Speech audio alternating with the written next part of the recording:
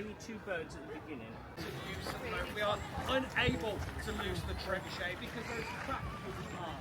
Okay, which means we have to replace the whole arm. As you can probably imagine, we can't just snip down to trebuchet. We've gone up.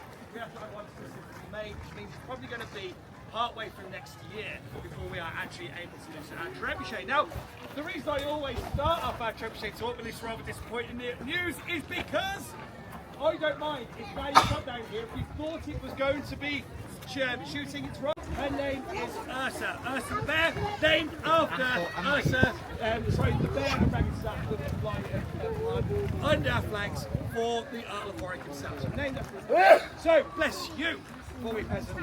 Okay, so, our machine,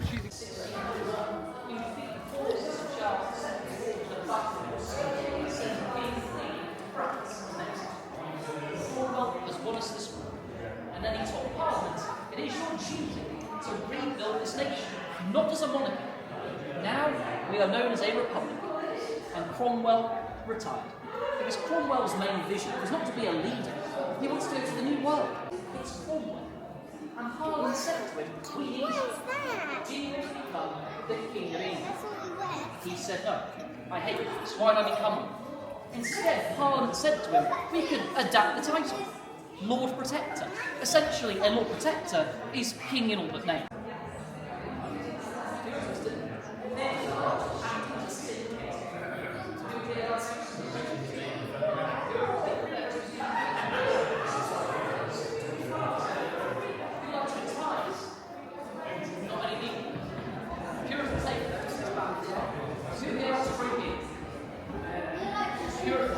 They tried to ban drinking in public holidays. That's not going on in this country, is it?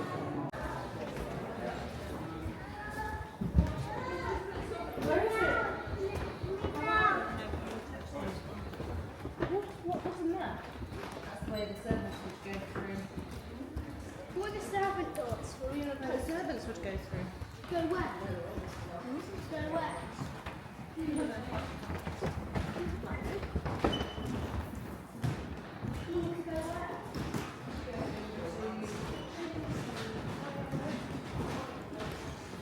Gather around the model here in the centre of the room first. The problem is, bulletproof armour wasn't really a thing before the 1600s. This cuirass will stop a musket. The problem is, to make it musket-proof, you've got to make the armour as thick as possible. This set here weighs close to 55 kilograms. It's extraordinarily heavy. So yes, you're bulletproof, but at the cost of not being able to move properly. That's why most soldiers in the Civil War would opt to wear instead the bare minimum. This is the armour of our Lord Robert Greville. This chestplate here is musket-proof, and you can see Warwick Castle, because Warwick itself was a major Puritan hotspot, a very extreme town in the mid-1600s. And to this very day, we still have little remnants of these prisoners kept within our towers. In many of our tower rooms, we find this. Writing, graffiti, names and dates left behind. This one here is from Guy's Tower. We don't let people into these rooms anymore, purely because we can't have Dave from Sunderland put his name into this sort of stuff. It's very old graffiti, and this particular set here is done by a man called William Sutherland. Did you write at Warwick Castle? Let's go.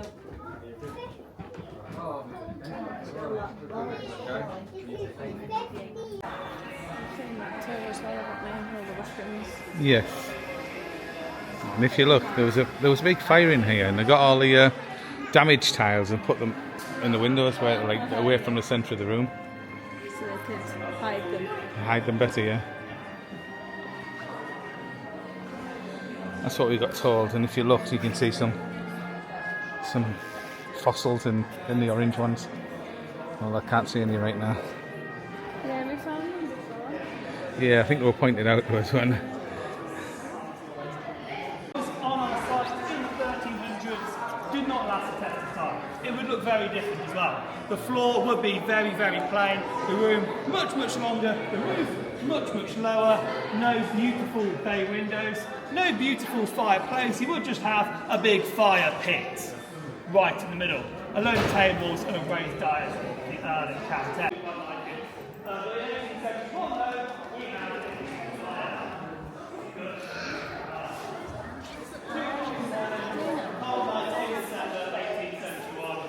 fire rips through our castle, starting on the east wing in the Royal Weekend Party, burns its way through here. Luckily though, the ceiling catches on fire fairly quickly, and the sound of molten lead rolling off the ceiling is fairly loud. Apparently it sounded like a hailstorm. So the servants get woken up and they rush in to help rescue the children from their beds, but also rescue much of the collection, because most of this stuff was here back then. The servants rush in and save the vast majority of it. So they do an absolutely fantastic job, despite the Earl and Countess not even being here at the time. Okay, he got stabbed in the stomach. Did he get stabbed in the stomach? Oh, that one there. The one in the corner. That's the same one. Yeah, in the corner. Yeah. So this is the red drawing room. They're not very imaginative with the names. This room is where you come in because, like any good party, we're going to go dancing. You don't go dancing straight after 7 courses of food, otherwise they'll be sick all over my lovely floor. So you rest in here, you let all your food go down. You can admire the room, it's nice and small, so you get nice and warm in here. Right by the fire, we've got the lovely clocks up here as well. These clocks come from France during the late 1700s. The Earls of Warwick went over for a little shopping trip over there. Because in the late 1700s, the previous owners, the French royal family, had no longer use of them, as the most of them didn't have their heads enough. So we've got a last few deals in there, but if you do want another glass of wine while you're here, you can easily be right by the fire, nice and warm. You see the little system of bells and pulleys, the little handles there? So these go all the way through the house. You turn a handle, all of the walls, nice and hollow. So all your closed systems, nice and concealed. So you just do that, a bell will ring, servants will appear through the servant doors ready to serve you. So your servants will... Oh, the cedar ballroom is lovely, I promise. It just needs a bit of work at the moment, but it does tie in actually why the scaffolding is here for the purpose of the room. Because it's a ballroom, it's meant to be empty, so you can dance. But if I can't show off my wealth with all my armour or my furniture, I show off my wealth in the actual room itself. So the beautiful cedar carvings in the walls give the room its name, the beautiful candlestick holders, carvings up here as well, and then again a lovely low ceiling, absolutely beautiful. Most of this was done in the late 1700s by our second Greville Earl, George Greville, who gets the nickname Golden George Greville. I can assume you can all guess why. He absolutely loved getting 14-carat gold leaf, melting it down, putting it over pretty much anything he had, covering it from head to toe. And that's why the beautiful, very lovely ceiling is very, very heavy.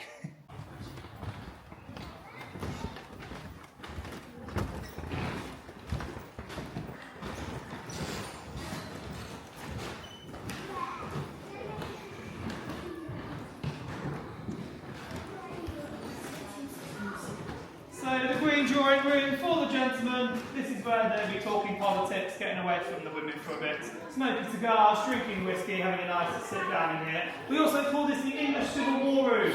As soon as all the photos on this side and on this side over here all come from the time of the English Civil War. So 1642 war breaks out in England between the King of England, Charles I, who's there, and his own Parliament. Here at Warwick Castle we actually fight against the King. Our Lord at the time, Robert Greville, whose armour was over here, he absolutely hates Charles I. He hates his religion, he hates his French wife, he hates pretty much everything about it. Before the fighting breaks out, Charles actually orders Robert Greville to host a feast here in his honour. And Robert Greville replies to the King of England, "I think we both prefer, Your Majesty, if you stayed at the hotel down the road." Essentially, you can't really fight with it. So you only get one just to hold your horse's reins on that one. And so, unfortunately for Robert, he does lose his life in fighting. But his family eventually move out of the castle for a bit because his widower moves his young children away from the kind of fighting area, gives the castle over to Parliament to look after. So we keep prisoners of war here in our jail pit and in our towers. And we also use it as a munitions base for all the gunpowder. It's a good thing to be on Parliament's side, especially on Oliver Cromwell's side over there, as he's rising through the ranks. Because a lot of castles, if you fight against Cromwell or fight against Parliament, he will blow you up. Often probably with gunpowder from here.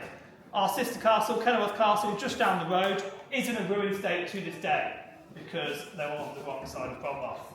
Cromwell wins the English Civil War, Parliament takes over. Cromwell essentially becomes a dictator for about 5 years. He's not very popular. He bans theatre, like Shakespeare will get sort of thrown out again. He bans drinking at the pub, he tries to ban celebrating at Christmas.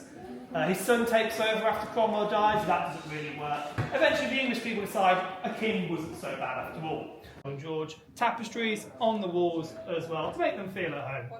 So these tapestries are about 400 years old. They show the Greek and Roman mythology of the metamorphosis. Absolutely beautiful. But they weren't actually made for this room, therefore they don't actually fit in this room. The Coyles have kind of squeezed them in here after they moved out to their old house in London. So there's a bit of an awkward corner over there, a very awkward one that's kind of hidden behind the bed, which is why the bed is over there. And there was a bit that is actually cut out right to the middle of this one over here. Very, very sneaky. There's also a servant's door over there, which is now useless because there's a tapestry in the way of it. But the Royal family's probably not going to notice by the time they're in here. They've probably had a huge feast, they've probably had a lot to drink, a lot of dancing, so the room's probably spinning a fair bit anyway. So no, not really going to notice. This room, though, has barely actually been used. William III slept here for a bit, but then when this bed was added in the 1780s, no one slept in it since. We weren't sure why. This was Queen Anne's travel bed, at least that's what we were told by King George III when it was given to us from Kensington Palace. But since then we've had lots and lots of royal visitors, all insisting on sleeping upstairs.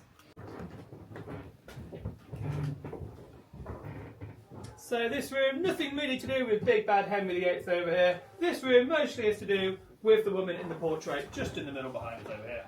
That is our 5th Countess, Daisy. In her youth, her maiden name, Daisy Maynard, she was a Victorian super celebrity, the true kind of Kim Kardashian of her day. Really famous, people wrote songs about her all the time. If anyone knows the song, Daisy, Daisy, give me your answer. Written about our 5th Countess.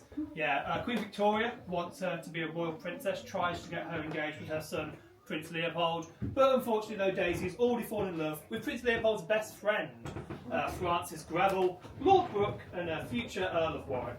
There are no hard feelings though, as Prince Leopold is the best man at their wedding day. Front page news of course. So the Grevilles really are rubbing shoulders with the royal family, all good friends with them, are kind of at the very top of society. And so Daisy's time as Lady Brooke has the title Lord Grandchildren to kind of look after. Going into the later 1800s, especially into the 1900s, Warwick Castle, the debt is still quite high.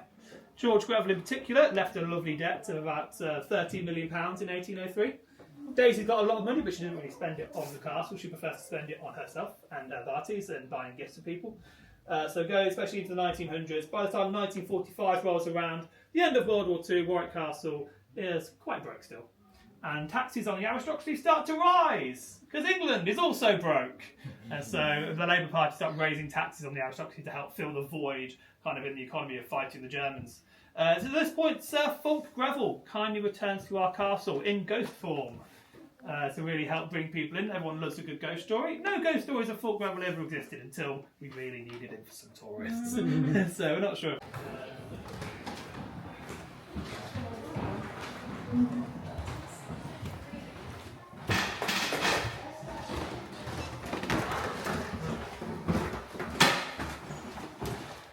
There's the porridge pot. I used to make porridge every morning for all the castle people and make them all out. The one that had golden syrup, I don't think.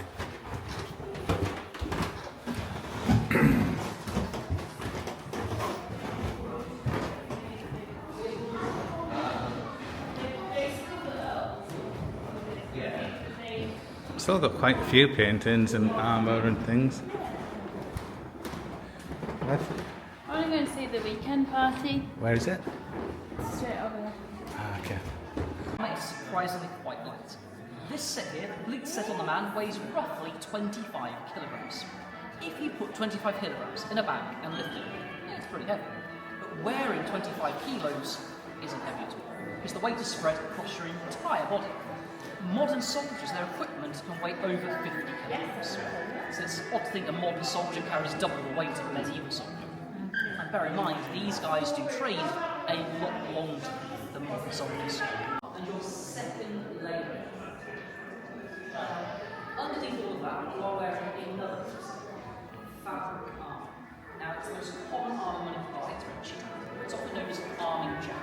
Think of a very thick winter coat, except this coat's made out of stitched linen and horsehair. Thick, very itchy. Arming jacks are worn for two reasons. The first one, it stops the metal plate from bruising the body. This is a very cheap weapon to have, easy to make, easy to use.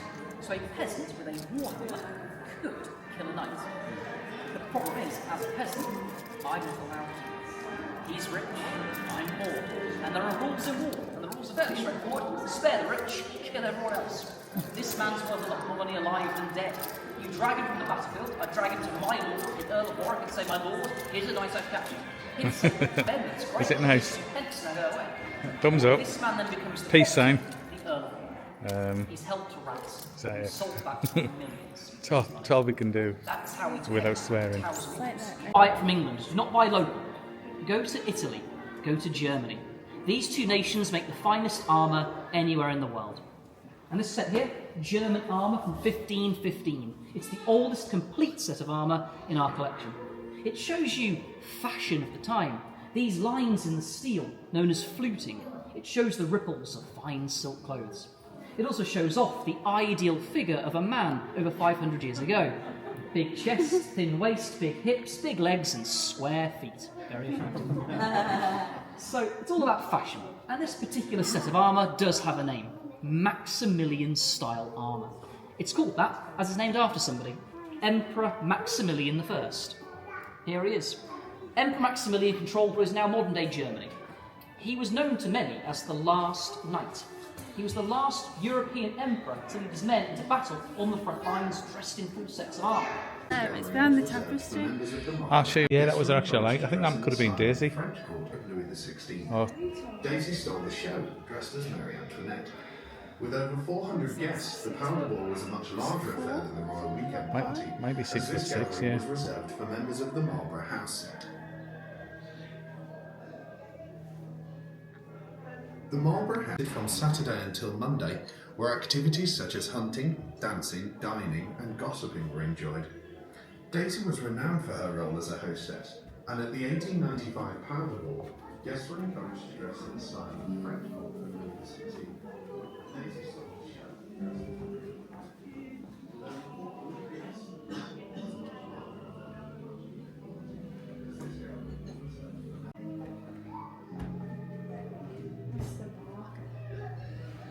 It's got a funny smell in it.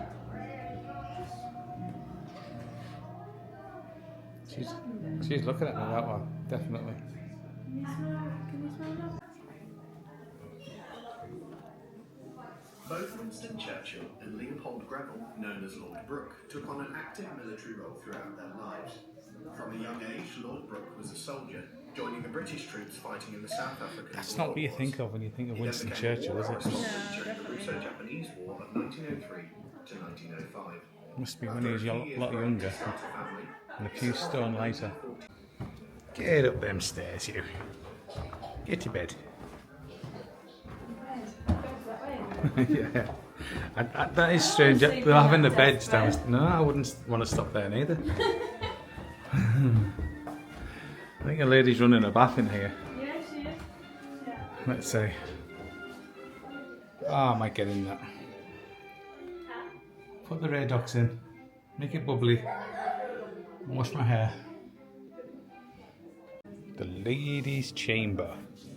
That's what it is, do you reckon? Daisy Granville. Here we go. Daisy Greville is the most infamous Countess of Greville. Warwick in the castle's history. Not She Granville. married Francis Greville in 1881, and together they led what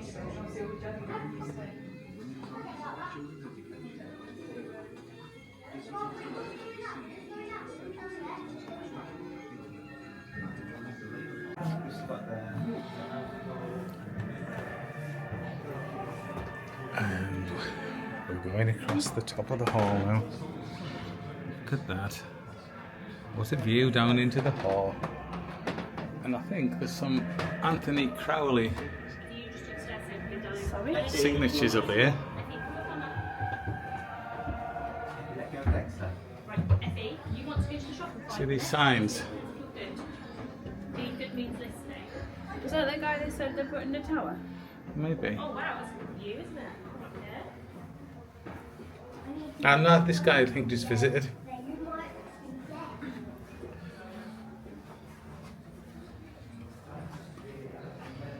Looks like they're redoing this bit. the original fire wall, isn't it? Maybe. Wall, like the effect of the fire. It's all burnt. Yeah. Princess Flame was responsible for the burh being constructed in Warwick in 914, and William the Conqueror, who established a castle here in 1068. In the medieval period, King Edward IV was held prisoner in Caesar's Tower for a few days during the wars.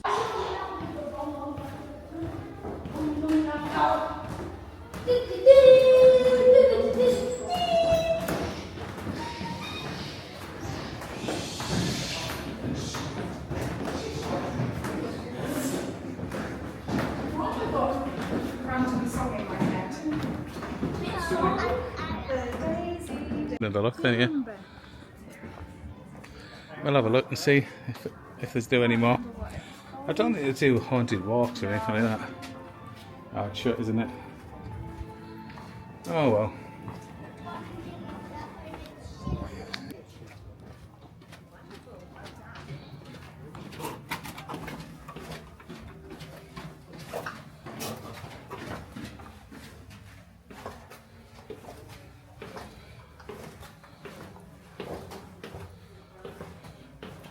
Down in the jail. It smells like beer and moisture down here. Lots of moisture. Oh, you don't want to go down there. That would not be fun, isn't it? They'll lock you in for months on end.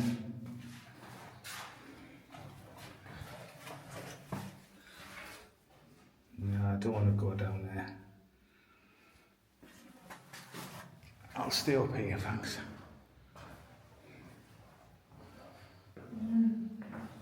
Well, even in here it would be bad enough, wouldn't it? Yes. Confined to these solutions for years.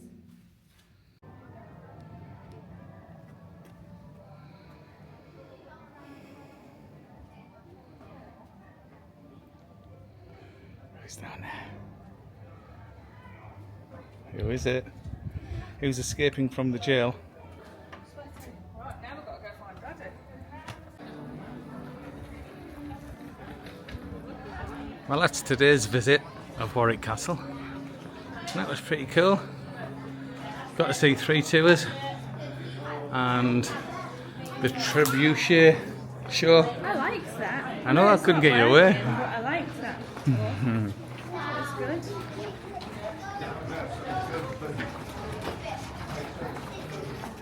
And the weather was nice. And the company was alright. You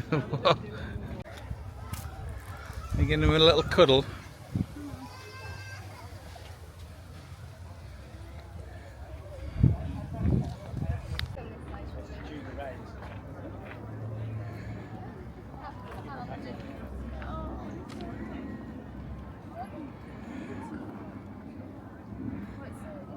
Miraculous.